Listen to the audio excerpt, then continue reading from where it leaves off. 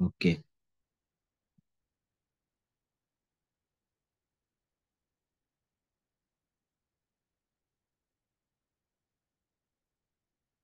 आणि विशेष करून आपण आज सगळ्यात अगोदर अ, या पुस्तकाचा थोडासा परिचय आपण पाहू.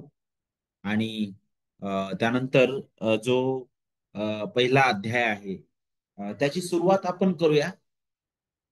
विशेष करून ज्यावेळेस आपण मतैकृत शुभवर्तमान या पुस्तकाबद्दल पाहतो, तर आपण अगोदरच पाहिलेलं आहे की असं पुस्तक आहे जे नक्कीच जर आपण कालानुक्रमे जर पाहिलं तर त्याचं जे ठिकाण आहे ते नक्कीच एक नंबरला नाही. परंतु त्याने ज्या गोष्टी मांडलेल्या आहेत आणि जे महत्वाची सत्य मत याने प्रगट केले, जे ऐतिहासिक आहेत आणि जे जुन्या आणि नवीन कराराला जोडणारे आहेत, त्यानुसार अगदी योग्य ठिकाणी मतैकृत वर्तमान हे पुस्तक आहे. आता ज्यावेळेस आपण या पुस्तकाबद्दल विचार करतो, तर या पुस्तकाबद्दल विचार करत असताना हे पुस्तक जे आहे आपल्याला लक्षात घेणं गरजेचं आहे की यहुदी लोकांसाठी हे लिहिण्यात आलं होतं. यहुदी लोकांसाठी हे लिहिण्यात आलेलं होतं. अम, आणि विशेष करून या पुस्तकाचा उद्देश जर आपण पाहिला तर हा केवळ एकच आहे आणि तो म्हणजे काय, की जो वचनाचा जो मसीहा आहे, जो गौरवी राजा आहे, अभिषिक्त राजा, ज्याच्याबद्दल जुन्या करारामध्ये अ, अभिवचनं देण्यात आली होती, ज्याच्यासाठी मार्ग तयार करण्यात आलेला आहे, तो राजा आलेला आहे, मग ते आपल्याला सांगतो. आणि विशेष करून या पुस्तकाबद्दल शिकत असताना हे पुस्तक जे आहे हे कुणी लिहिलं, अ, या पुस्तकाचा लेखक कोण आहे? आवाज येतोय का? ओके.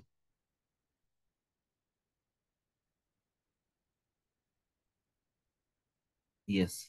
तर मग या पुस्तकाचा लेखक कोण आहे? तर अनेक लोक हे मानतात की या पुस्तकाचा जो लेखक आहे तो मते नसावा, कारण इतर पुस्तकांप्रमाणे कुठे अशा प्रकारचा सुरुवातीलाच उल्लेख तो करत नाही. त्यामुळे अनेक लोक तशा प्रकारे बोलतात. परंतु मतैकृ वर्तमान ज्यावेळेस आपण या पुस्तकाबद्दल विचार करतो, तर हे शुभवर्तमान जे आहे ते स्पष्ट रीतीने अ, नक्कीच मतयाला ते श्रेय देत नाही एक लेखक म्हणून. परंतु यहुदी संप्रदाय आणि जो आतापर्यंत चालत आलेला जो संप्रदाय, ख्रिस्ती संप्रदाय, त्यांनी अ, हाच दावा केलेला आहे, हे मान्य केलेलं आहे की या पुस्तकाचा लेखक हा मतेच असावा. आणि त्यासाठी ते काही पुरावे देतात. जसे की ते म्हणतात की मते जो होता तो जकातदार होता आणि म्हणूनच त्याने अशा अनेक गोष्टी मांडलेल्या आहेत की ज्या ज्या ज्या केवळ जकातदाराला माहीत आहेत. आणि विशेष करून अ, आपण ज्यावेळेस या पुस्तकाबद्दल विचार करतो आणि याच्या लेखकपणाबद्दल विचार करतो, तर जे विशेष करून जे यहुदी इतिहासकार होता युसेबियस, ते अशा प्रकारे ते सुद्धा मान्य करतात. विशेष करून ते म्हणतात की स्वर्गातील देवाच्या मंडळीमध्ये चार शुभवर्तमानापैकी निर्विवाद असलेलं जे शुभवर्तमान आहे ते म्हणतात की जे मी परंपरेनुसार शिकलेलो आहे, आणि ते म्हणजे मतेने लिहिलेलं शुभवर्तमान. आणि जो एक काळी जकातदार होता आणि नंतर प्रभू येशूचा प्रेषित झाला आणि तो यहुदी लोकांसाठी तयार झालेला आहे. आणि आपल्याला ते अ, अ, आपल्याला त्यांच्या या बोलण्यावरून पाहायला भेटतं की नाही, की पूर्वीचे जे मंडळीतील लोक होते आणि जे इतिहासकार होते त्यांनी सुद्धा ते मान्य केलेलं आहे. त्यानंतर आपल्याला मतेकृषी वर्तमानामध्ये अनेक गोष्टी अशा पाहायला भेटतात जिथं त्याचं जे कार्य होतं अ, त्या त्याबद्दल आपल्याला ते आठवण करून देतील. जसं मते हा जकादार होता आणि आपल्याला माहित आहे की त्याला या गोष्टींबद्दलच पूर्णपणे समज होती. त्याला त्याला त्या त्या जकातीचं सर्व ज्ञान होतं आणि तो त्याचा सुद्धा उल्लेख या पुस्तकात करतो. जसं आपल्याला माहित आहे की जिथं प्रभू येशू ख्रिस्त जो आहे विशेष करून जो पेत्राला तो म्हणतो की तू काय कर म्हणे, त्या अ, तो जो गळ आहे तो पाण्यात टाक म्हणे, आणि जो पहिला मासा येईल त्याच्या मुखात तुला एक कॉईन, एक नाणं सापडेल म्हणे, ते तू घेऊन ये आणि त्या लोकांना तू दे. कोणत्या लोकांना? वचन 24 आपल्याला सांगतं, ते कफरनुमात आल्यावर मंदिर पट्टीचा रुपया वसूल करणारे पेत्राकडे येऊन म्हणाले, तुमचा गुरु मंदिराच्या पट्टीचा रुपया देत नाही. तर यावरून आपल्याला थोडीशी आयडिया येईल की याचा लेखक जो आहे त्याला त्या कराबद्दल, जकातीबद्दल माहिती असावी. आणि आपल्याला माहित आहे की तो कोण होता? मग मत्तय होता. त्यानंतर आपल्याला नवीन करारामध्ये मत्तईचा जो उल्लेख आहे, अ, कमीत कमी 5 वेळा वेगवेगळ्या ठिकाणी आपण पाहतो. जसा मत्तई अध्याय 9 वचन 9, अध्याय 10 वचन 3 मध्ये, मार्क अध्याय 3 वचन 18 मध्ये, लूक अध्याय 6 वचन 15 मध्ये आपण पाहतो. प्रेषितांची कृत्य अध्याय 1 वचन 13 मध्ये सुद्धा आपल्याला पाहायला भेटतं, नाही का? आणि या संदर्भामध्ये पुष्कळदा त्याला लेवी म्हणून ओळखले गेले आहे, आणि त्याला लेवी म्हणून ओळखले जायचे. आणि येशूने त्याला पाचारण करण्यापूर्वी तो जकातार होता, जे आपण अगोदर शिकलेलो आहे. आणि आपल्याला माहित आहे की मत्तई 9 आणि वचन 9 ते 13 मध्ये विशेष करून मत्तई जकात नाक्यावर बसला असताना प्रभूने तिथून त्याला बोलावलेलं आहे. आणि असं मानलं जातं, अनेक अभ्यासक अशा प्रकारे म्हणतात की यार, प्रभू येशूने लेवीला मत्तई हे नाव दिलं असावं, कारण मत्तई या नावाचा अर्थ होतो प्रभूची भेट. आणि मग आपल्याला माहित आहे की तो जकातदार होता, आणि तो जकातदार या नात्याने उत्तम साहित्य अ, लिहिण्याच्या हेतूने तो एक चांगला प्रशिक्षित होता. त्याला सर्व गोष्टींचं ज्ञान होतं. सर्व गोष्टींबद्दल अ, तो फारच नाही का हुशार तो होता. आणि मग आपण या पुस्तकाबद्दल शिकत असताना हे कधी लिहिण्यात आलं, तर हे पुस्तक जे आहे, मंदिराचा जो नाश आहे इसवी सन 70 मध्ये सम्राट टायटसद्वारे झाला, त्याच्या अगोदर म्हणजे इसवी सन 70च्या अगोदर हे पुस्तक जे आहे ते लिहिलं असावं. विशेष करून काही अभ्यासक म्हणतात की इसवी सन 50 मध्ये ते लिहिलेलं असावं. अ, म्हणजे जवळजवळ ख्रिस्ताच्या स्वर्गरोहणानंतर 20 ते 30 वर्षानंतर. आणि मग आपण पुढे येतो तर आपल्याला या पुस्तकाचा उद्देश पाहायला भेटतो. तो उद्देश हाच आहे की वाचकांना हे दाखवणं की प्रभू येशू ख्रिस्त हा जुन्या करारातील अभिवचनाचा मसीहा आहे, ज्याने त्याचे जीवन, मृत्यू आणि पुनरुत्थानामध्ये त्याच्या प्रजेला त्यांच्या पापांपासून सोडविलं. आणि हे अद्भुत आहे, नाही का? आणि मग तेच वारंवार आपल्या समोर दाखवण्याचा प्रयत्न करत आहे. ज्यावेळेस आपण या पुस्तकाबद्दल पाहतो, तर हे पुस्तक आपल्याला तारणाचा इतिहास कसं देतं. तर आपल्याला माहित आहे की मत्तई ह्याचं पुस्तक आहे जे जणू काय ख्रिस्त शास्त्रावर केंद्रित आहे, पूर्णपणे ख्रिस्त केंद्रित आहे. ख्रिस्ताबद्दल आपल्याला ते शिकवितं. आणि अगदी सर्वात सुरुवातीला मत्तई हे दाखवितो की कशा प्रकारे प्रभू येशू ख्रिस्त जो देवाचा, विशेष करून देवाच्या लोकांचा तो मसीहा आहे. आणि अध्याय 1 मध्ये तो अगदी स्पष्ट रीतीने ते दाखवितो की तो ख्रिस्त जो आहे, तो राजा दावीद किंवा दाविदाच्या वंशातून आला होता. आणि प्रभू येशूच्या आपल्याला माहित आहे की त्या जन्मामुळं हेरोद सुद्धा विचलित झाला होता.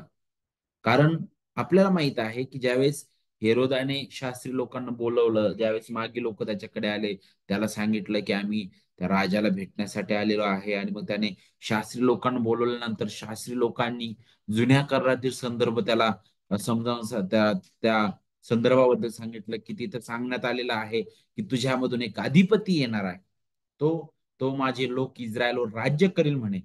आणि मग हे जे बोलणं होतं त्या शास्त्री लोकांचं, त्याला सांगणं होतं, यामुळे हेरोद राजा विचलित झाला होता, नाही का?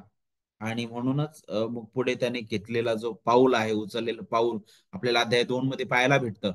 नंतर आपण ख्रिस्ताबद्दल पाहत असताना इथे मत्तेच्या पुस्तकामध्ये आपल्याला ख्रिस्ताचा बाप्तिस्मा, त्याची परीक्षा, त्याचं लोकांना शिक्षण देणं, अनेक अद्भुत कृत्य करणं, या सगळ्यांद्वारे ख्रिस्त जो आहे स्वर्गाच्या राज्याची घोषणा करताना आपल्याला दिसतो. आणि किंवा स्वर्गाचं राज्य तो प्रगट करताना तिथे दिसतो नाही का. ख्रिस्ताच्या क्रुसावर सुद्धा एक लेख लिहिलेला होता आणि प्रामुख्याने मत्तई सुद्धा तो लेख मांडतो आणि तो म्हणजे काय, हा यहुद्यांचा राजा नाही का.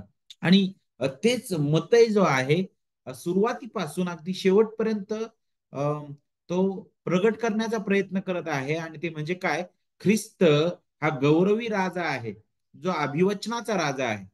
आणि आपल्याला माहित आहे की मत्तयाची सुरुवात अशा प्रकारे होत आहे, जिथं तो अध्याय 1 आणि वचन 1 मध्ये काय म्हणत आहे बघा. तो म्हणतो की अब्रामाचा पुत्र, दावीद ह्याचा पुत्र जो येशू ख्रिस्त नाही का. सुरुवात अगदी अब्रामापासून होते. तो वचनदत्त आहे. दावीद म्हटल्यानंतर तो दाविदाच्या वंशातून येणारा राजा आहे. आणि मग हा ख्रिस्ताने कशा प्रकारे ते पूर्ण केलेलं आहे, ते स्थापिलेलं आहे, त्याची झलक आपल्याला ख्रिस्ताच्या शब्दातून पाहायला भेटते. जे शब्द मते अगदी अद्भुत रीतीने मांडतो. जिथं ख्रिस्ताबद्दल बोलत असताना मते म्हणत आहे की विशेष करून जिथं ख्रिस्त बोलतो की स्वर्ग आणि पृथ्वीवर सर्व अधिकार मला देण्यात आला आहे. आणि आपल्याला पाहायला भेटतं की ह्या त्याच्या शब्दामध्ये त्याचं राजेपण आपल्याला पाहायला भेटतं. त्याची महानता आपल्याला पाहायला भेटते की तो राजा आहे, जो देवाचा मसीहा आहे, जो देवाने नियुक्त केलेला तो गौरवी राजा, जो त्याच्या लोकांना त्यांच्या पापांपासून सोडवणारा असणार होता. आणि अ, अ, त्याच्याबद्दल आपल्याला इथे शिकायला भेटतं. आवाज येत नाही का स्पष्ट?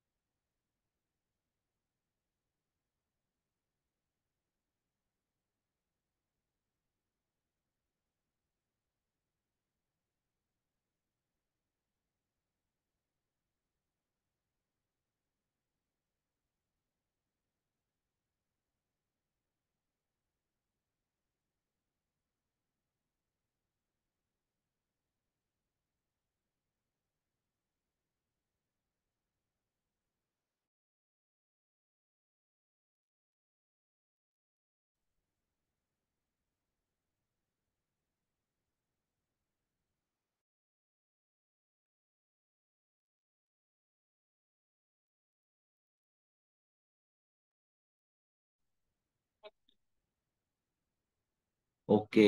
आता येतोय का? हॅलो. हॅलो. हा, ते माईक काढल्यावर येतोय. हॅलो, आता येतोय ना? ठीक आहे, ठीक आहे. ओके.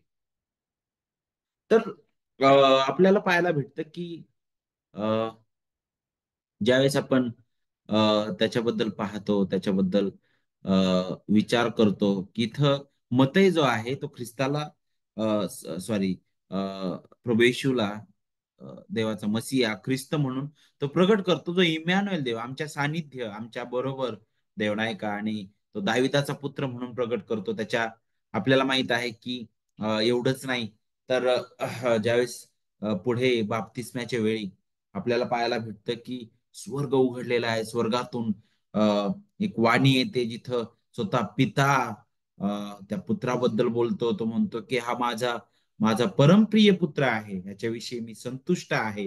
आपल्याला अध्याय 3 वचन 17 मध्ये पाहायला भेटतं. मत ह्याबद्दल देखील बोलतो की ख्रिस्ताच्या मृत्यूवेळी मंदिराचा पडदा कसा मधोमध फाटला गेलेला आहे. आणि अनेक गोष्टी ज्या आहेत, मते जो आहे तो तो स्पष्ट करतो. आणि इथं तुम्हाला अ, देवाची वाणी स्वर्गातून येणं त्याबद्दल तो बोलतो.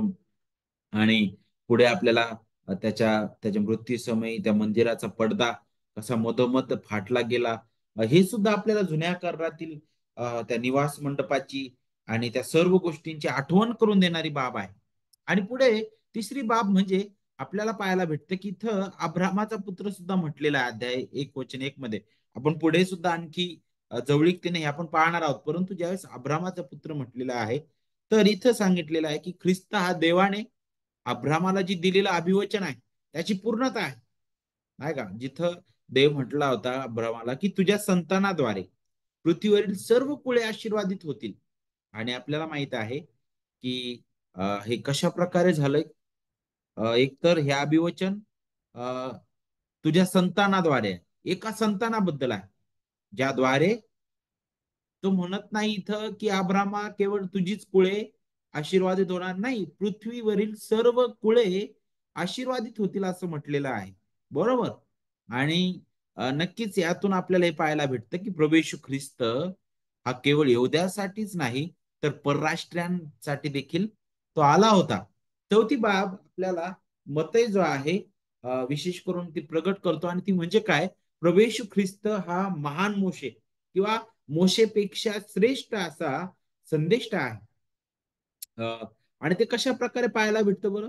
जर तुम्ही मोशेबद्दल पाहिलं, मोशेबद्दल विचार केला, तर अरण्यामध्ये मोशेचं लोकांना बोलणं, लोकांना शिकवणं याबद्दल आपल्याला शिकायला भेटतं. तशाच प्रकारे ख्रिस्ताबद्दल आपण पाहत असताना ख्रिस्ताने दिलेली जी उपदेश आहे, मतही जो आहे, तो फार सुंदर रीतीने तो मांडतो. जसं डोंगरावरील प्रवचन आपल्याला पाहायला भेटतं अध्याय 5 ते 7 मध्ये आपण पाहतो, नाही का. आणि हे प्रभू येशू ख्रिस्ताला देवापासून तो पाठवण्यात आलेला संदेष्टा म्हणून ते प्रगट करतं. आणि आपल्याला पाहायला भेटतं की तो असा संदेष्टा होता जो नियमशास्त्र रद्द करण्यासाठी आला नव्हता, तर तो ते पूर्ण करण्यासाठी आलेला आहे. 5 अध्याय 17 मध्ये त्याबद्दल सांगितलेलं आहे. आणि नियमशास्त्र आपल्याला मोशीची आठवण करून देतं, नाही का. आणि त्यानुसार आपण शिकू शकतो की नवीन करार जो आहे तो मोशीचा करार रद्द करणारा नव्हता, तर याउलट ख्रिस्ताने दिलेली शिकवण ही मोशेच्या नियमशास्त्राचा खरा उलगडा होता, नाही का. कारण मोशेमध्ये आपण पाहतो, ज्यावेळेस जे नियमशास्त्र देण्यात आलं, तिथं अगदी स्पष्ट रीतीने खून करू नको, चोरी करू नको, नाही का, खोटी साक्ष देऊ नको, अ, लोभ धरू नको, या सगळ्या गोष्टी सांगितलेल्या आहेत. आणि शब्दशः आपल्याला पाहायला भेटतं की धार्मिक पुढाऱ्यांनी त्या सर्व गोष्टी घेतल्या होत्या. आणि त्यानुसार त्यांना वाटत होतं की आम्ही फारच, नाही का, धार्मिक आहोत, आम्ही नीतिमान आहोत, कारण आम्ही कधी कोणाचा खून केला नाही, कधी आम्ही व्यभिचार केला नाही, कधी आम्ही लोभ धरला नाही. परंतु पहा, ख्रिस्त जो आहे त्या नियमशास्त्राचा उलगडा त्याला देतो, नाही का, त्यांना देतो. आणि त्याच्याबद्दल मतही जो आहे तो अगदी सुंदर रीतीने त्याबद्दल आपल्याला मार्गदर्शन करतो. की पहा, ख्रिस्त म्हणतो की नाही, तुम्ही ऐकलेलं आहे खून करू नकोस, परंतु मी तुम्हाला सांगतो की जर एखादा व्यक्ती आपल्या भावाबद्दल द्वेष बुद्धी बाळगतो किंवा द्वेष करतो, तर त्याने त्याच्याबद्दल किंवा त्याने त्याचा खून केल्याप्रमाणे ते आहे. बरोबर. व्यभिचार करणं म्हणजे फक्त कृतीच करणं नाही, तर त्या नजरेने पाहणं तो देखील व्यभिचार आहे. म्हणजे ख्रिस्ताने आपल्याला पाहायला भेटतं की नियमशास्त्राचा उलगडा त्याने दिलेला आहे, ते उलगडलेला आहे. आणि तेच आपल्याला त्याची आठवण करून देतं की जो एक महान संदिष्ट आहे, जो संदिष्टांचा संदिष्ट आहे, आणि त्याची तो आठवण करून देतो. आणि जो संदेष्टा त्याच्याबद्दल स्वतः देव येऊन साक्ष देत आहे, ख्रिस्ताच्या रूपांतराच्या वेळी आपल्याला माहित आहे की जिथं स्वतः पिता येऊन काय म्हणतो पेत्राला, की तुम्ही त्याचा ऐका म्हणे. बरोबर. हा असा संदेष्टा आहे की जिथं स्वतः पिता येऊन सांगत आहे, तुम्ही याचा ऐका, ऐका. कारण संदेष्ट्यांचा संदेष्टा तो होता आणि आहे, आपल्याला पाहायला भेटतं. आता ज्यावेळेस आपण या पुस्तकाबद्दल विचार करतो किंवा आपण त्यावर मनन करतो, तर अशा प्रकारे हे जे पुस्तक आहे आपल्या समोर एक देवाची तारणदायी योजना आपल्याला प्रगट करतं, की खऱ्या रीतीने अ, ज्याबद्दल जुना करार सांगत होता, आतुरतेने वाट पाहायला जात होती, नाही का? तो मसीहा आलेला आहे. आणि तो कशा प्रकारे तो मसीहा आहे, तो अभिवचनाचा राजा आहे, अगदी त्याचा पुरावा अगदी अध्याय 1 पासून अध्याय 28 पर्यंत मतय जो आहे तो देत आहे. आणि म्हणून त्याकडे आपण आता थोडं लक्ष केंद्रित करूया. आपण पहिला अध्याय त्याकडे आपण जाणार आहोत आणि या या सायंकाळी आपण त्यातील पहिली जी 17 वचनं आहेत आज आपण अभ्यासणार आहोत. कारण फार महत्वाचा हा भाग आहे आणि त्याबद्दल आपण विचार करत असताना अनेक लोकांसाठी नाही का कंटाळवाणा वाटणारा हा भाग आहे. परंतु माझी आशा आहे की हे आपण पाहत असताना आशीर्वादित होणार आहोत. विशेष करून आपण ख्रिस्ताबद्दल मतयाने दिलेली जी वंशावळ आहे त्याकडे आपण लक्ष केंद्रित करणार आहोत. परंतु का बरं मतयाने अगदी सुरुवातच वंशावळीने केली? अ, त्याने असं कोणत्या प्रकारे जसे इतर पुस्तकांमध्ये आपल्याला पाहायला भेटतं नाही का, तशा प्रकारे कुठंच त्याने तशा प्रकारे ती सुरुवात केलेली दिसत नाही. त्याने डायरेक्ट वंशावळ सुरुवातीला आलेली आहे, नाही का? याचा उद्देश काय होता?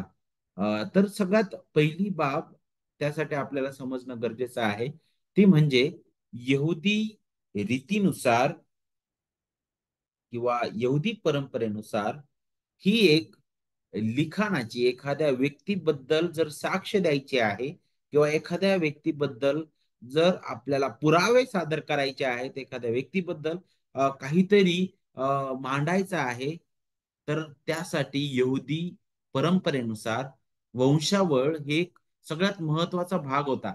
आणि यहुदी लोकांसाठी वंशावळ फार महत्वाची होती. अगदी आपल्याला उत्पत्तीपासून पाहायला भेटतं, नाही का? अगदी आपल्याला पाहायला भेटतं की बाबेलमध्ये ज्यावेळेस जे लोक आहेत यहुदी लोक बंदिवासात गेले आणि तिथून ते पुन्हा बाहेर आले, त्यावेळेस त्यांची वंशावळ आपल्याला पाहायला भेटते. तर वंशावळीचं महत्व पवित्र शास्त्रामध्ये आहे. आणि विशेष करून का बरं वंशावळ दिली जाते? अ, काय ते फक्त काहीतरी लिहायचं म्हणून दिले का? नाही, आपल्याला माहित आहे की पूर्ण पवित्र शास्त्र हे ईश्वर प्रेरित आहे, हे देवाने दिलेलं आहे, नाही का? आणि आपल्याला पाहायला भेटतं की त्या अचूक देवाच्या वचनांचा एक भाग म्हणजे वंशावळ हे देखील आहे. आणि ज्या प्रकारे आपण इतर वचनांबद्दल पाहतो की पहिले तिमोथी 3:16 मध्ये सांगितलं की देवाचं वचन सद्बोध, दोष दाखविणं, सुधारणूक आणि नीती शिक्षणासाठी उपयोगी आहे. त्याच प्रकारे त्या देवाच्या वचनामधील एक भाग म्हणजे वंशावळ आहे. आणि नक्कीच मग वंशावळ ही आपल्याला सद्बोध, दोष दाखविणारी, सुधारणूक करणारी आणि नीती शिक्षण देणारी असली पाहिजे, नाही का? त्यासाठी ती उपयोगी ठरली पाहिजे. आणि नक्कीच आपण त्याकडेच आज लक्ष केंद्रित करणार आहोत. विशेष करून वंशावळीबद्दल आपण शिकत असताना वंशावळ आपल्याला आणखी पुढे शिकवते की ख्रिस्त जो देहधारी झालेला आहे, तो केवळ यहुद्यांसाठीच नाही, तर परराष्ट्रीयांसाठी देखील तो आला. कारण या वंशावळीमध्ये अ, फक्त यहुद्यांचीच नावं नाहीत, तर यहुदी इतर लोकांची पण नावं आपल्याला पाहायला भेटतात, जे आपण पुढे पाहणार आहोत. त्यानंतर ही वंशावळ जी आहे, एकतर देवाचं सार्वभौमत्व प्रगट करते, नाही का? देवाचं गौरव ते प्रगट करते, देवाची महिमा प्रगट करते, अ, देवाचं महान नियंत्रण ते प्रगट करते, नाही का? देवाचं ईश्वरीय नियोजन ही वंशावळ जी आहे ती प्रगट करणारी आहे. आणि विशेष करून तो महान निर्माण करता देव तो कसा देहधारी झाला त्याची आठवण आपल्याला या वंशावळीतून पाहायला भेटते. आणि एवढंच नाही तर ही जी वंशावळ आहे ती खऱ्या रीतीने ख्रिस्ताचं परिपूर्ण मनुष्यत्व प्रकट करते. कारण त्या काळामध्ये सुद्धा आणि आता सुद्धा अनेक असे उदारमतवादी आणि असे अनेक लोक होते की जे म्हणायचे की ख्रिस्त खरंच आला नाही, तो खरंच देहाने आला नव्हता, त्याचं येणं म्हणजे एक आत्मिक होतं.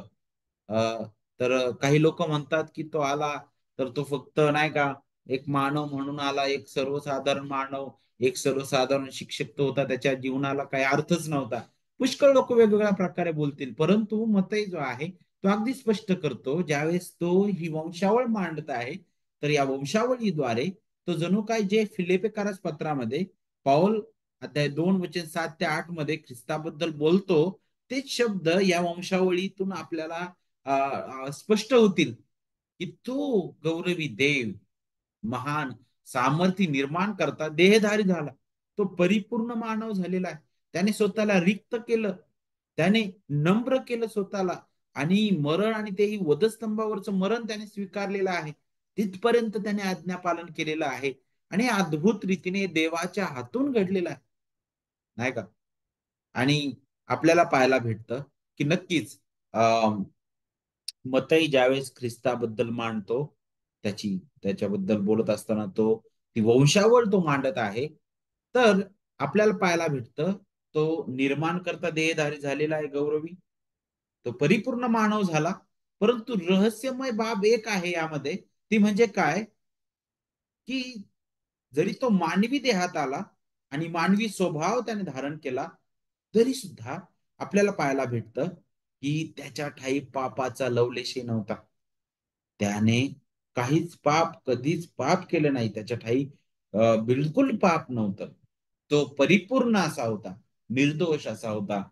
अ, आणि आपल्याला इथं म्हणूनच 100% मानव नाही का आणि देव आपल्याला पाहायला भेटतो. परिपूर्ण मानव आपल्याला पाहायला भेटतं. कारण या भूतलावर त्या आदामापासून, पहिल्या आदामापासून असा आपल्याला पाहायला भेटतं, त्याने पडलेल्या अवस्थेपासून असा कुणीच उदयास आला नाही की जो परिपूर्ण असावा.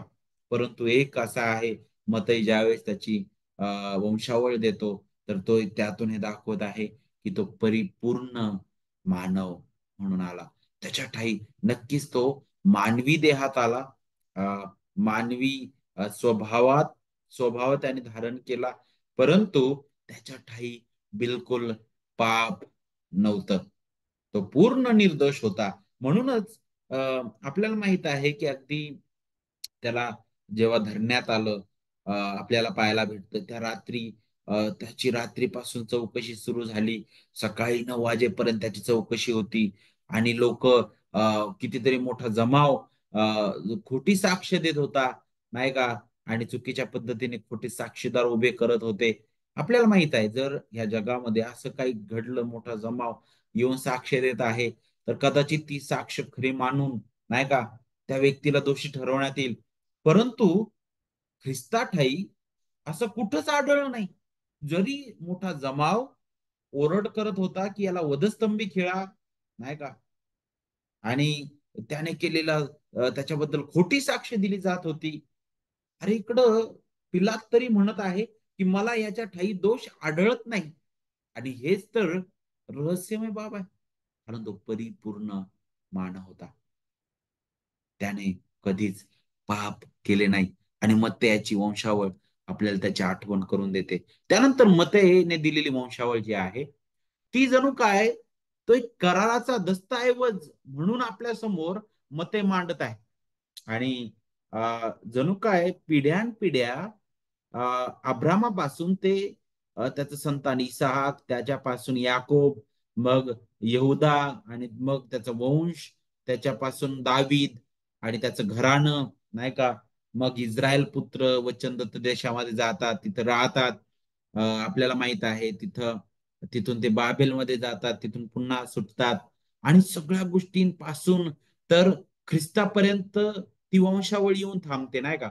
आणि यातून आपल्याला देवाची त्याच्या कराराप्रती असणारी विश्वसनीयता दिसून येते की देव हा करार जपणारा देव आहे. त्याने हजारो वर्षांना अगोदर जो करार अब्रामाशी केला, त्या कराराचं स्मरण त्याने प्रत्येक युगामध्ये केलं. आणि त्या कराराकडे पाहून तो प्रत्येक काळामध्ये त्या कराराचा जो खरा वतनदार आहे त्याच्यासाठी तो वाट तयार करत होता. आणि मग ते म्हणतो की तो कोण आहे? तो ख्रिस्त येशू आहे. आणि त्याची वंशावळ आपल्याला त्याची आठवण करून देणारी आहे. आता ज्यावेळेस आपण मत्तय शुभवर्तमानाची सुरुवात पाहतो, ज्या प्रकारे तिथं वंशावळ दिलेली आहे, तर तशाच प्रकारे ख्रिस्ताबद्दलची किंवा ख्रिस्ताची वंशावळ नवीन करारामध्ये कमीत कमी दोन ठिकाणी आपल्याला पाहायला भेटते, नाही का? मत्तय आणि लूक मध्ये. आता हा प्रश्न उपस्थित होतो की दोघ जण का बरं वंशावळ देतात? कारण जर वंशावळ दिलेली आहे तर नक्कीच जर माझं जर वंश काढले, माझ्या जर पिढ्यान पिढ्या काढल्या, तर मी दोघा जणांनी लिहिलं, तिघा जणांनी लिहिलं, तरी त्या पिढ्या ज्या आहेत त्या सारख्याच येणार आहेत, त्याच्यामध्ये काहीच बदल होणार नाही, नाही का? परंतु पहा, एकाच वेळेस माझी जी वंशावळ आहे, अगदी पिढ्यानपिढ्या एक जण लिहितो आणि दुसरा पण माझीच वंशावळ लिहितो. याच्यामध्ये फारच नाही का आपल्याला वेगळं पण आणि फारच आश्चर्य करणारी गोष्ट आहे. आणि तोच प्रश्न आपल्या समोर उपस्थित होईल की का बरं जर मत्याने वंशावळ दिलेली आहे तर लूक पण देत आहे. तर आपण जर बारकाईने या दोन्ही वंशावळ जर वाचल्या तर त्यामध्ये आपल्याला बराच विरोधाभास पाहायला भेटेल, नाही का? आणि मतय जर तुम्ही पाहिलं तर मतय जो आहे त्याच्या वंशावळीची सुरुवात ख्रिस्तापासून ते अब्रामापर्यंत घेऊन जातो ती वंशावळ. परंतु लूक जो आहे, ज्यावेळेस आपण लूक वर्तमान तिसरा अध्याय जर आपण पाहतो तर तिथं मात्र आपल्याला पाहायला भेटतं की लूक जो आहे तो ख्रिस्ताची जी वंशावळ आहे ती अगदी कुठं घेऊन जातो? आदामापर्यंत घेऊन जातो, नाही का? पहा, वचन 38 काय म्हणतं, लूक 3 वचन 38. तो अनोशाचा, तो शेथाचा, तो आदामाचा पुत्र, तो देवाचा पुत्र, नाही का? म्हणजे कुठपर्यंत घेऊन जातो माहितीये का लूक? सार्वकालिकतेमध्ये घेऊन जातो, सार्वकालिकतेपर्यंत घेऊन जातो. खरं जर म्हटलं तर मतय जो आहे अब्रामापर्यंतच घेऊन जातो. परंतु लूक अगदी आदामाच्याही मागे देवाचा पुत्र म्हणतो, नाही का? सार्वकालिकतेपर्यंत घेऊन जातो. आणि यातून लूक आणि मत्तय या दोघांना काय सिद्ध करायचंय? मत्तय ज्यावेळेस अब्रामापर्यंत ती वंशावळ घेऊन जातो तर मत्तयाला हे सिद्ध करायचंय, हे स्पष्ट करायचं आहे की प्रभू येशू ख्रिस्त हा खरा अभिवचनाचा अभिवचनाचा तो संतान आहे. तो खरा इस्रायली आहे. तो खरा अब्रामाचा पुत्र आहे, नाही का? जो त्याच्या प्रजेला सोडवण्यासाठी आला. आणि ज्यावेळेस लूक वंशावळ देतो आणि तो ज्यावेळेस अगदी आदामाच्याही मागे तो जाऊन म्हणतो की देवाचा पुत्र, की नाही, तो म्हणतो की अरे, ख्रिस्ताची सुरुवात कुठून आहे? त्याच्या देहधारणेला सुरुवात आहे, परंतु त्याच्या देवपणाला कुठंच सुरुवात नाही. तो सार्वकालिकतेमध्ये आहे. तो सार्वकालिकतेमध्ये देवाचा पुत्र म्हणून होता आणि आहे, नाही का? आणि तोच ज्यावेळेस म्हणतो आदामाचा, तर नक्कीच पहिला आदाम पडलेला आहे. तर लूक त्या शेवटच्या आदामाकडे त्याचे आपलं लक्ष वेधून घेतो आणि जणू काय पुन्हा त्या एदेनची तो आठवण करून देतो की नाही, तो पहिला आदाम असफल झाला, पहिला आदाम अ, असफल ठरलेला आहे, तो पडलेला आहे, तो कधी देवाची इच्छा पूर्ण करू शकला नाही. परंतु पहा, असा एक आदाम येत आहे, नाही का, जो देवाची इच्छा पूर्ण करेल आणि जो पुन्हा नवीन एदेन बागेत त्याच्या लोकांना तो घेऊन जाणार आहे.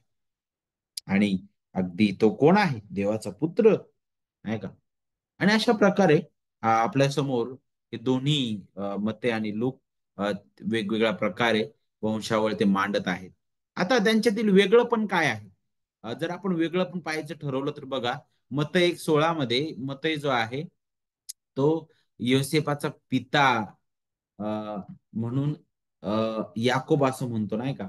जर तुम्ही मत्तई 1 आणि 16 तिथं जर तुम्ही वाचलं तर बघा, तिथं तुम्हाला ते पाहायला भेटत. आणि याकोबाला योसेफ झाला, नाही का?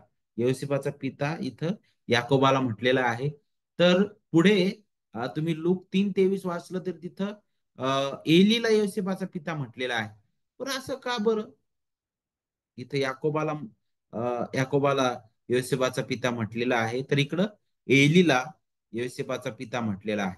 त्यानंतर आणखी विरोधाभास आपण पाहतो, तो म्हणजे काय? मत 1:6 मध्ये बघा, जिथं दाविदाचा पुत्र शल्मोन म्हटलेला आहे, तर लूक 3:31 मध्ये दाविदाचा पुत्र नाथान म्हटलेला आहे. आता खरं पाहता दोघांच्या वंशावळीत आपल्याला दावीद आणि येशू, नाही का, यांच्यामध्ये फक्त ही दोन नावं सारखी पाहायला भेटतील, ती म्हणजे शलतियेल आणि जरुबाबेल. परंतु त्यांना सोडून अनेक ठिकाणी आपल्याला पाहायला भेटतं की ज्याचा उल्लेख लूक मते करत आहे, त्याच्या विरुद्ध दुसऱ्याचा उल्लेख लूक करताना आपल्याला दिसतो. याचं कारण काय आहे? ते जर आपल्याला समजून घ्यायचं आहे, तर पहा, अनेक अभ्यासक अशा प्रकारे म्हणतात की लूक मध्ये जी वंशावळ दिली गेली आहे ती मरियेची वंशावळ आहे. मरियेबद्दल ती वंशावळ आपल्याला आठवण करून देते. तर मत्तईमध्ये जी वंशावळ देण्यात आलेली आहे ती योसेफाची आहे. योसेफाबद्दल, ती योसेफा पर्यंत घेऊन येते, नाही का? आणि मत्तई त्याच्या वंशावळीत दाविदाचा मुलगा शल्मोन, शल्मोनद्वारे योसेफ, जो ख्रिस्ताचा कायदेशीर पिता म्हणून त्याला तो प्रकट करतो. तर लूक जो आहे, दाविदाचा पुत्र नाथानद्वारे मरिया हिचा जणू काय रक्ताचं नातेवाईक किंवा रक्ताचा पुत्र म्हणून तो प्रकट करत आहे. इथं ख्रिस्ताचं जे देहधारण आहे त्याची आठवण आपल्याला इथं करण्यात येईल. आणि मग लूक जो आहे तो मरियेचं नाव न घेता तिथं, तो तिथं पुन्हा योसेफाचं नाव का घेतो? त्याचं कारण काय आहे? कारण जावयासाठी असं विशिष्ट काही, नाही का, शब्द नसल्यामुळं कदाचित, किंवा काहीतरी असं, नाही का, विशिष्ट नाव नसल्यामुळं लूक जो आहे तो लेवीचा पुत्र, नाही का, योसेफ असे तो म्हणतो. आणि आपल्याला पाहायला भेटतं की मरिया आणि योसेफ एकत्रितरित्या जर आपण पाहिलं, तर ह्या दोन्ही वंशावळीतून जर आपण पाहिलं, तर या दोन्ही वंशावळी सरते शेवटी दावीद, आहे का, अब्राहम आणि त्याच्या मागे आपल्याला घेऊन जातात. आणि ह्या सिद्ध करतात की ख्रिस्त हा, येशू हा खरा मसीहा, खरा ख्रिस्त होण्यास पात्र आहे. आता ज्यावेळेस आपण मतेकडे पाहतो आणि मतेच्या वंशावळीबद्दल आपण विचार करतो, तर पहा, जणू काय ख्रिस्ताच्या काय म्हणता येईल आपल्याला, त्याच्या कुटुंबाचं एक वृक्ष आहे, नाही का? कुटुंब वृक्ष आपण म्हणू शकतो. की जिथं अगदी स्पष्ट रीतीने आपण पाहतो, मते जो आहे अगदी मुळापर्यंत घेऊन जातो.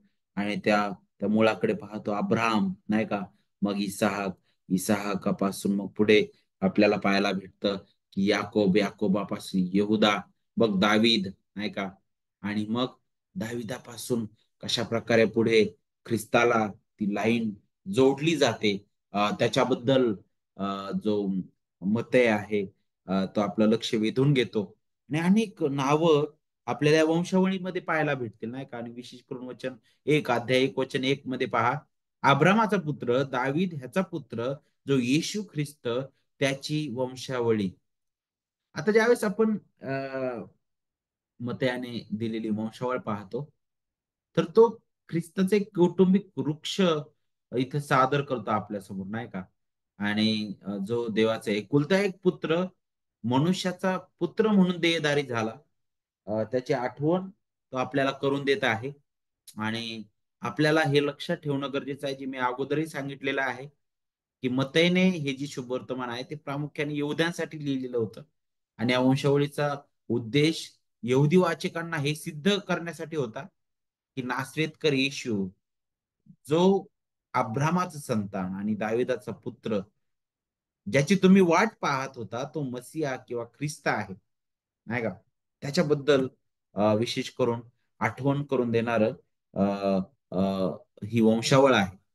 मतय जो होता आपल्याला माहित आहे, ज्यावेळेस आपण त्याच्याबद्दल पाहतो, जो ज्याने शुभवर्तमान लिहिलेला आहे, तर तो जकातदार होता आपल्याला माहित आहे. आणि हे एक यहुदी व्यक्तीसाठी तिरस्काराचं काम होतं, नाही का?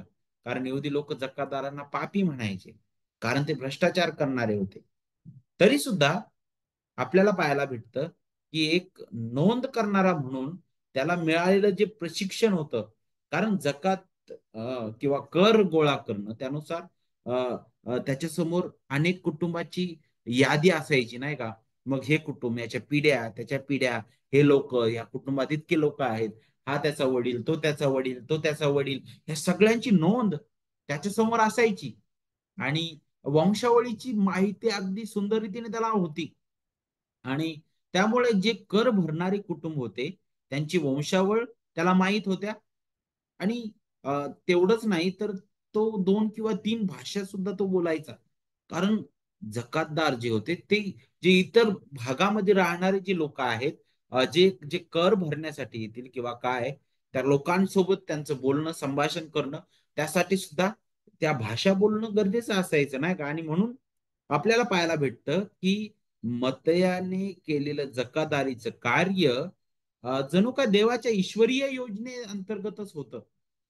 कारण पुढे जाऊन हाच मत्तय जे महत्वाचं कार्य करणार होता, त्यासाठी देवाने त्याला इथंच तयार केलेला आहे. आणि ते कार्य आपल्याला त्याच्या पुस्तकात पाहायला भेटतं की तो अद्भुत रीतीनं त्या मसीहाची वंशावळ तो मांडत आहे. अद्भुत रीतीने त्या गौरवी मसीहाला तो प्रगट करत आहे. आणि या पुस्तकाला ख्रिस्ती विद्वानांनी सर्वात महान पुस्तक म्हटलेलं आहे. कारण हे पुस्तक जुना आणि नवीन कराराला जोडणारा एक दुवा आहे, एक एक पूल आहे, नाही का? आणि म्हणून ज्यावेळेस आपण या वंशावळीबद्दल विचार करतो, तर ही वंशावळ आपल्याला त्या त्या महान अ, त्या गौरवी देवाचं सार्वभौमत्व आपल्याला प्रगट करणारे आहे. आणि म्हणून पहा वचन 1, अध्याय 1 वचन 1 पहा काय म्हणतं. अब्रामाचा पुत्र, दाविदाचा पुत्र जो येशू ख्रिस्त, त्याची वंशावळी. अ, येथे एक यहुदी जो आहे तो इतर यहुद्यांसाठी तो लिहित आहे. तो गौरवी मसीहाबद्दल लिहित आहे. आपण वारंवार हे शब्द तुम्ही ऐकत आहात माझे, कारण ही वंशावळ आपल्याला त्याची आठवण करून देत आहे. आणि आपल्याला पाहायला भेटतं येशू ख्रिस्त, त्याची वंशावळ हा शब्द इथं वापरलेला आहे. आणि वंशावळ हा जो शब्द आहे ना, उत्पत्ती 2:4 मध्ये तिथं उत्पत्ती क्रम, नाही का, उत्पत्ती क्रम असा शब्द वापरण्यात आलेला आहे.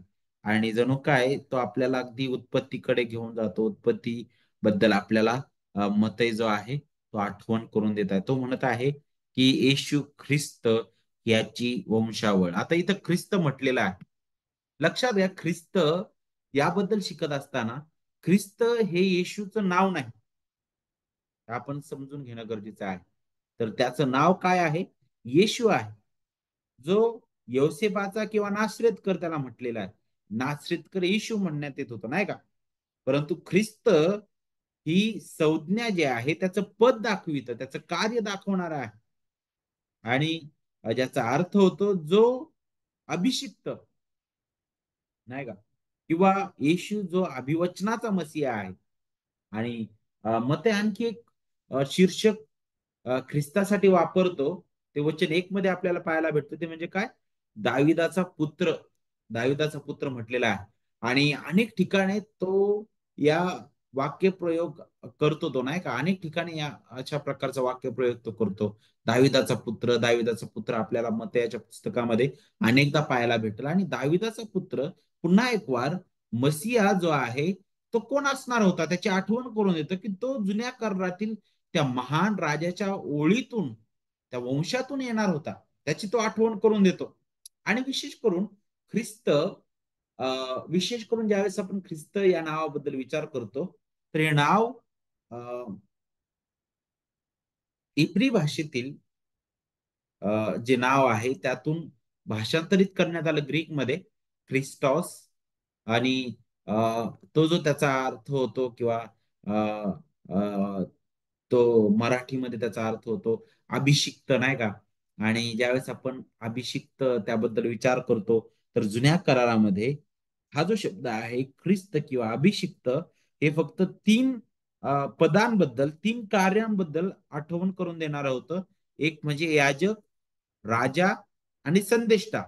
कारण हे तिघच असे होते ज्यांना आपल्याला पाहायला भेटतं की तेलाचा अभिषेक केला जायचा. जिथे तुम्हाला निर्गम मध्ये पहिली शमूएल, पहिली राजेमध्ये तुम्हाला ते पाहायला भेटतं नाही का. आणि अ, आपल्याला पाहायला भेटतं की जुन्या करारानुसार अभिषिक्त म्हणजे एका विशिष्ट कार्यासाठी नियुक्त केलेला, आणि त्याला देवाचा आत्मा त्या कार्यासाठी सामर्थ्य पुरवायचा. आणि जुना करार मध्ये आपल्याला ते अभिवचन दिलेलं पाहायला भेटतं नाही का, की पहा, देव तो देवाचा नीतिमान जो सेवक आहे त्याला पाठवणार आहे, तो नीतिमान सेवक येणार आहे नाही का. आणि ते आपल्याला ख्रिस्ताच्या याजकीय कार्याची आठवण करून देणार होतं. तो गौरवी सेवक त्याच्या त्याच्या याजकीय कार्याची आठवण करून देणार होतं.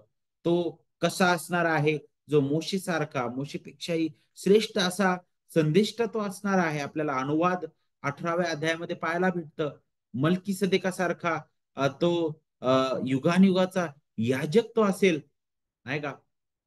आपल्याला त्याच्याबद्दल त्याचे याजक पण इथं शिकायला भेटतं. विशेष करून यशयाबद्दल आपण शिकत असताना आपण पाहतो की तो राजा, बुद्धिमान राजा म्हणून आपल्याला पाहायला भेटतो. मोशेसारखा संदेष्टा आणि मलकी सदेकासारखा महायाजक म्हणून तिथं आपल्याला दिसतो नाही का. आणि म्हणूनच दाविदासारखा तो राजा म्हणून सुद्धा आपल्याला पुढे पाहायला भेटतं की देवाचा अभिषिक्त असा यशया आपल्याला त्याची आठवण करून देतो. आणि तिन्ही पद आपल्याला ख्रिस्तामध्ये पाहायला भेटतात. कारण याजक, संदेष्टा आणि राजा जर तुम्ही जुन्या करारामध्ये पाहिलं, तर हे तिन्ही पद देवाकडून होते. त्यांना अभिषेक केला जायचा एका विशिष्ट कार्यासाठी. ती एक नियुक्ती होती देवाकडून. आणि देवाचा उद्देश पूर्ण करणं हे त्यांचं कार्य होतं जर आपण पाहिलं तर. परंतु हे तिन्ही पदामध्ये विशेष करून जुन्या करारात आपण पाहतो की जितके काही याजक झाले त्यातील कुणीच परिपूर्ण नव्हता. कारण प्रत्येक याजकाला स्वतःसाठी सुद्धा सगळ्यात अगोदर स्वतःचं शुद्धीकरण करणं गरजेचं होतं. स्वतःसाठी देखील अगोदर अर्पण करणं गरजेचं होतं. आणि मगच तो याजक जो आहे इतरांसाठी अर्पण करू शकत होता. तो याजक जो होता त्याला परमपवित्र स्थानात जात असताना तो भीती बाळगून जायचा. कारण त्याचा स्वतःवरच भरोसा नसायचा. कारण तो परिपूर्ण नव्हता नाही का. आणि म्हणून ते याजक नेहमी याजकांचा जो याजक आहे त्याच्याकडे बोट दाखवत होते की नाही, परिपूर्ण याजक येणार आहे. आणि आपल्याला माहित आहे इब्री लोकास पत्र करता सांगतं की तो याजक आलेला आहे, तो ख्रिस्त आहे, ज्याला सहानुभूती आहे आपल्याबद्दल. आणि तो असा याजक होता की ज्याला दुसऱ्या कोणत्याच रक्तांची गरज नव्हती, कारण तो निर्दोष निष्कलंक होता. आणि म्हणून त्याने त्याचं निर्दोष रक्त घेऊन तो या मानवाने बनवलेल्या स्थानात गेला नाही, तर खुद्द त्या सर्वोच्च अशा देवाच्या उपस्थितीत तो गेला. आणि त्याने ते रक्त वाहिलेलं आहे नाही का. असा गौरव याजक आहे. मग राजाबद्दल आपण पाहतो, तर देवाने राजे दिले. शौलाबद्दल विचार करा, जो पहिला राजा होता तो तर देवाच्या मनाजोगा नव्हता. त्याला देवाने त्या राजपदापासून धिक्कारलं. मग देव म्हटला की नाही, मी दाविदाला उभं करतो. देवाने दाविदाला उभं केलं. दाविदाला त्याच्या मनाजोगा म्हटलेला आहे. परंतु तरी सुद्धा देवाच्या मनाजोगा तो राहिला का? नाही. त्याचं पतित अवस्था, त्याचे कृत्य आपण पाहतो. दाविदानंतर शल्मोन राजा झाला. शल्मोनानंतर राज्य दुभागले गेलं. अनेक राजे उभे राहिले. परंतु त्या अनेक राजांमध्ये कुणीच परिपूर्ण नव्हता. कधीच देवाचं गौरव ते करू शकले नाही नाही का. आणि म्हणून हे राजे सुद्धा, जो राजांचा राजा येणार होता त्याच्याकडे वारंवार बोट दाखवित होते. त्याची आठवण ते करून देत होते नाही का. पुढे आपल्याला आणखी पाहायला भेटतं ते म्हणजे काय, संदेष्टा. आणि मग देवाने संदेष्टा दिलेला आहे. मग संदेष्टा परिपूर्ण होता का? नाही, तो देवाचं मुख म्हणून आपण पाहतो. त्याला सुद्धा अभिषेक केला जायचा. देवाच्या आत्म्याच्या सामर्थ्याने तो सुद्धा उभा होता. ते संदेश ते सुद्धा ओरडून सांगायचे की नाही, तो येणार आहे, तो मसीहा येणार आहे. तो संदेश त्यांचा संदेश तो ख्रिस्त, तो येणार आहे. तो ख्रिस्त अभिवचनाचा राजा आणि मुक्तिदाता म्हणून तो येणार आहे. आणि म्हणूनच ज्यावेळेस मत्तय इथं म्हणतो की येशू ख्रिस्त त्याची वंशावळ आहे का, एक तर त्याचं परिपूर्ण मनुष्यत्व तो दाखवितो इथं येशू म्हणून, आणि ख्रिस्त म्हणून त्याचं परिपूर्ण दैवत्व आणि त्याचं परिपूर्ण कार्य तो दाखवितो. पुढे आपल्याला 3 ते 16 वचनामध्ये, विशेष करून वचन 1 आणि 2 मध्ये आपण आता पाहिलं की जिथे अब्रामापासून तो सुरुवात करतो, त्याच्यातून तो अभिवचनाचा मसीहा आहे, दाविदाचा पुत्र, तो अभिवचनाचा राजा आहे, बरोबर. आणि ख्रिस्त आपल्याला पाहायला भेटतं, तो याजकांचा याजक, संदेष्टांचा संदेष्टा, राजांचा राजा आहे. येशू त्याचं मनुष्यत्व आपल्याला दाखवितो. आणि मग पुढे आपल्याला याच वंशावळीमध्ये वचन 3 पासून पुढे काही स्त्रियांचा उल्लेख पाहायला भेटतो, नाही का.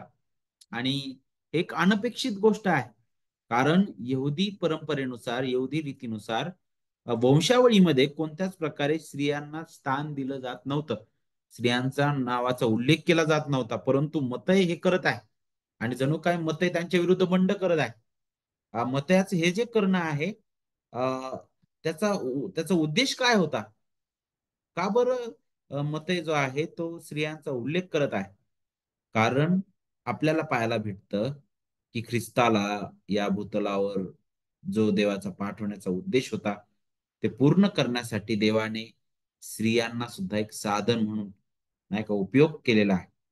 ह्या स्त्रियांचा सुद्धा उपयोग झालेला आहे. आणि म्हणून यातून हे सुद्धा आपल्याला पाहायला भेटतं. एकतर तारणाच्या कार्याबद्दल विचार करत असताना नक्कीच कुटुंबाबद्दल आपण ज्यावेळेस विचार करतो, तर देवाने कुटुंबाची जी रचना केलेली आहे ती फार वेगळ्या पद्धतीने केलेली आहे. कुटुंब प्रमुख पुरुष आहे, स्त्री जी आहे तिच्याबद्दल विचार करत असताना अ, आपल्याला पाहायला भेटतं पुरुषाच्या जबाबदाऱ्या वेगळ्या, स्त्रीच्या जबाबदाऱ्या वेगळ्या. परंतु ज्यावेळेस मतय जो आहे तो स्त्रियांचा उल्लेख करत आहे, तर तो यातून हे दाखवत आहे की तारणाच्या कार्यामध्ये देव दोघांकडेही एकाच नजरेने पाहतो, नाही का. तिथं कुठं दर्जा नाही करत देवा. कारण जसा पुरुषाला देवाने घडवलेला आहे, तसंच स्त्रीला सुद्धा देवाने घडवलेलं आहे. आणि आपल्याला ते इथून शिकायला भेटतं. त्यानंतर आपण पाहतो की या वंशावळीमध्ये 5 स्त्रियांचं नाव पाहायला भेटतं. कमीत कमी 5 स्त्रिया आपल्याला या वंशावळीमध्ये पाहायला भेटतात.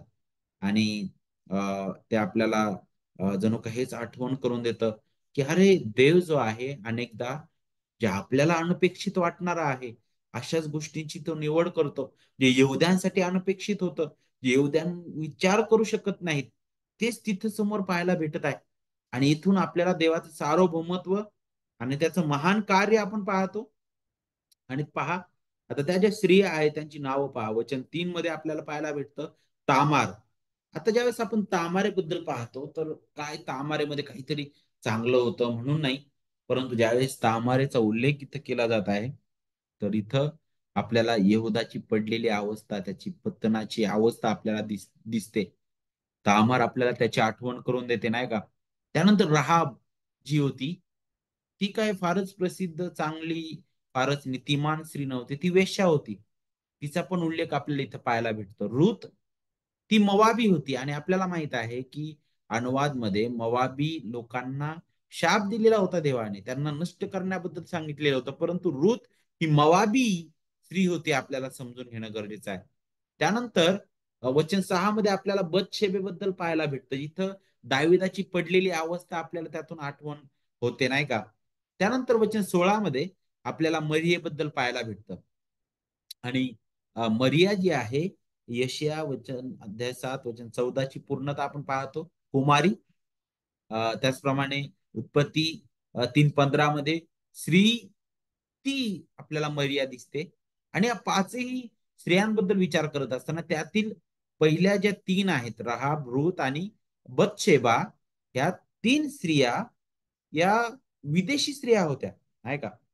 आणि आपण पाहतो की का बरं त्यांचा उल्लेख इथं करण्यात आलेला आहे? तर पुन्हा एक वार तो याची आठवण करून देत होता की तारण फक्त यहूद्यांसाठीच नाही, तर परराष्ट्रांसाठी सुद्धा आहे. इथं त्या स्त्रिया फारच प्रसिद्ध होत्या, फारच चांगल्या होत्या असं पण नाही, नाही का? एक आपल्याला पाहायला भेटतं वेश्या होती, दुसरी तर परराष्ट्रीय होती, दुसऱ्या भागातील होती, ज्या ज्या ज्या ज्या वंशाला जी शापाधीन होता वंश तिथून ती होती, नाही का? आणि इवन मरिया सुद्धा आपल्याला पाहायला भेटतं कुठं परिपूर्ण नव्हती, परंतु ह्या गोष्टी ज्या आहेत आणि सर्व त्या लोकांची लिस्ट आपण पाहतो, तर तिथं आपल्याला पाहायला भेटतं की तो गौरवी राजा, जो महान प्रभू, तो या पाप्यांच्या मधून तो आला, परंतु त्याच्या ठाई पाप नव्हतं.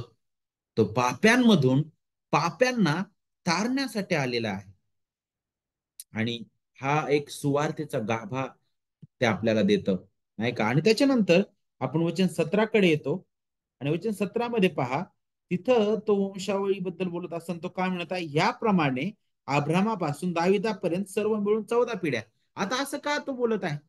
आपल्याला अनेक वेळा असं वाटेल की अरे, मत याला नेमकं काय झालंय, तो आतापर्यंत वंशावळी देत आहे, आतापर्यंत तो अनेक गोष्टी बोलत आहे, आता वचन 17 मध्ये येऊन तो पुन्हा काहीतरी वेगळं सांगायचा प्रयत्न करत आहे, नाही का?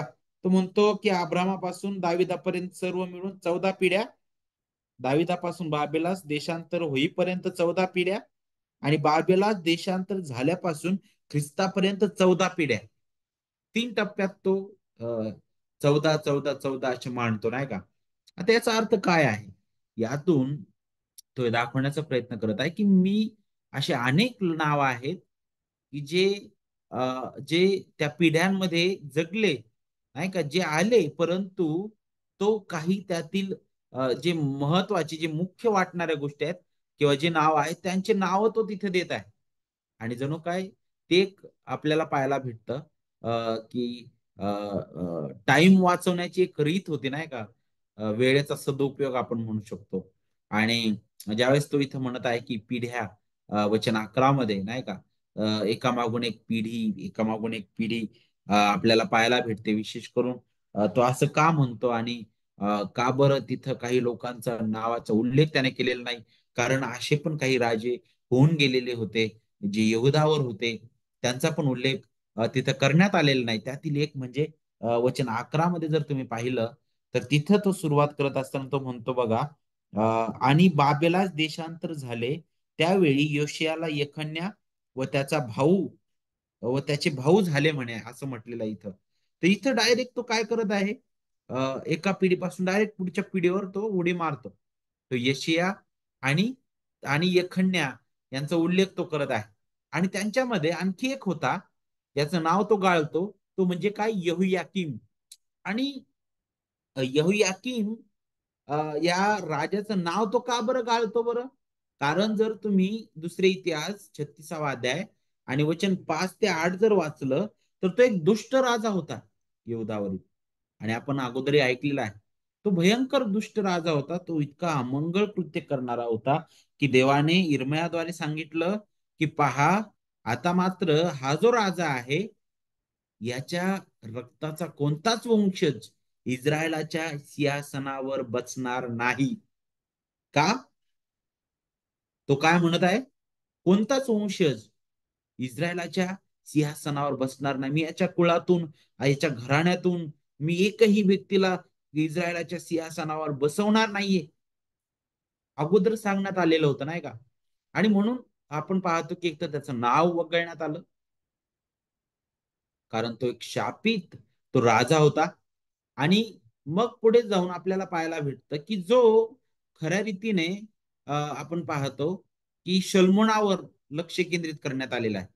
आणि शल्मोनापासून विशेष करून लक्ष केंद्रित केलंय, आणि तिथून आपल्याला पाहायला भेटतं की यवसेप जो आहे, यवसेपाला येऊन ती वंशावळ जोडते. आणि मग अ, ही जी लाईन आहे, जी मते प्रगट करत आहे, ही लाईन आपल्याला अ, ख्रिस्ताचा कायदेशीर पिता म्हणून योसेपाला प्रगट करते, नाही का? त्याचा रक्ताचा पिता म्हणून नाही प्रगट करत, कारण योसेफ आणि मरिया यांच्या यांच्या संबंधातून तो नव्हता. कारण इथं योसेफाचा कोणताच सहभाग नव्हता आपल्याला माहित आहे. कारण इथं ज्यावेळेस तो म्हणतो की याकोबाला योसेफ झाला, वचन 16 मध्ये, आणि तिथं पुढं काय म्हटलेलं आहे, ज्या मरियेपासून ख्रिस्त म्हटलेला येशू जन्मला तिचा हा पती. इथं असं म्हटलं नाही की जो ख्रिस्त जन्मला त्याचा हा पिता, असं नाही म्हटलं. तर ज्या मरियेपासून ख्रिस्त म्हटलेला येशू जन्मला तिचा हा पती. आता ह्या वाक्यप्रयोगामागे काय महत्व होतं, तर यातून आपल्याला पाहायला भेटतं की ख्रिस्ताचं निर्दोष पण आपल्याला पाहायला भेटतं. त्यानंतर मरियेचं कुमारी पण आपल्याला शिकायला भेटतं. देवाचं सार्वभौमत्व आपल्याला यातून शिकायला भेटतं. आणि म्हणूनच तो स्त्री आणि पुरुष यांच्याद्वारे तो आला नाही, आणि म्हणूनच तो परिपूर्ण मानव झालेला आहे. त्याच्या ठाई पाप नव्हतं, हे आपल्याला यातून शिकायला भेटल, नाही का. आणि म्हणून यहोयाकीम वरील जो शापाचा जो परिणाम होता, नाही का, यहोयाकीम, तो नक्की शलोमोनाच्या त्या त्या ओळीतून आपल्याला पाहायला भेटतो. यहोयाकीम राजा, त्याच्या शापाचा परिणाम आपल्याला पाहायला भेटतं की ख्रिस्तावर आलेला नाही. का बरं? कारण योसेपाने ख्रिस्ताच्या जन्मात एकच कार्य निभावलेलं आहे, आणि ते म्हणजे काय, की प्रभू येशू ख्रिस्ता जणू काय त्या राजकीय वंशातून आलेला आहे. त्याची त्याची पावती म्हणजे योसेफ. कारण मरियेसोबत त्याचं वागदान झालेलं होतं, आणि ते अगदी आपण काय म्हणू शकतो, शासकीय रीतीने अ, ते एक ते पुरावा देणार होतं, नाही का. आणि दुसरीकडे लूकने दिलेली वंशावळ, त्याचं महत्व आता आपल्याला समजेल. जिथं लूक जो आहे, जी वंशावळ देत आहे, ती वंशावळ शलमोनापासून नाही देत, तर तो जो दाविदाचा पुत्र आहे दुसरा म्हणलेला आहे, नाथान, तिथपासून ती वंशावळ तो देत आहे.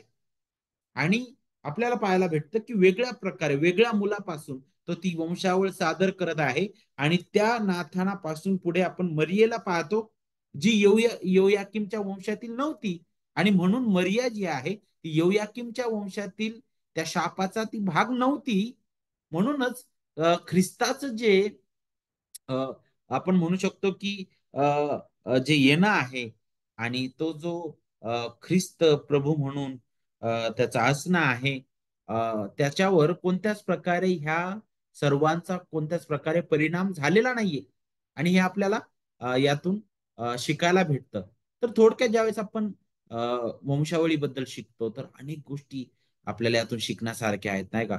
परंतु सगळ्यात महत्वाची बाबी आहे की देवाने जी तारणदायी योजना केली होती सार्वकालिकतेमध्ये, तिचं अभिवचन त्याने जुन्या करारातील लोकांना दिलं, आणि ते अभिवचन त्याने जपलेलं आहे, आहे का. आणि त्या अभिवचनाचा पूर्ण करता कोण आहे, तर प्रभू येशू ख्रिस्त आहे. त्याच्या ठाई ते सर्व काही पूर्ण झालेलं आहे.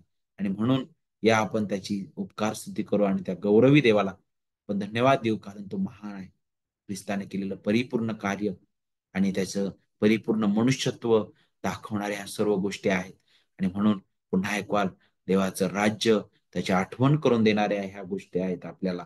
म्हणून देवबाप करो आपण सर्वांना याद्वारे आशीर्वादित करो, आणि त्याप्रमाणे चालण्यासाठी त्याची कृपा दया तो करो. आपण इथे थांबूया. मी पुढील वेळ बाबांकडे देतो.